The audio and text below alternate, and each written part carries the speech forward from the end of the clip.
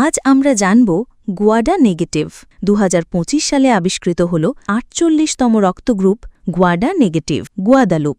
সেখানকার এক নারীর গর্ভধাতনা চিকিৎসকেরা দেখতে পান তার দেহে থাকা রক্ত সাধারণ কোনো শ্রেণীর সঙ্গে মেলে না, এমনকি এবি বা ও গ্রুপেরও না, RH নেগেটিভ কারো সাথেও না। বিজ্ঞানীরা অবাক হয়ে যান। পরীক্ষা নিরীক্ষা করে দেখা যায় এই নারীর রক্তে এমন কিছু অ্যান্টিজেন নেই যা সাধারণত মানুষের শরীরে থাকে। উপরন্তু তার শরীর কোনো সাধারণ রক্ত গ্রহণ করতে পারবে না, শুধু তার নিজের রক্তই তাকে দেওয়া সম্ভব। এটি ছিল এক বিপজ্জনক পরিস্থিতি।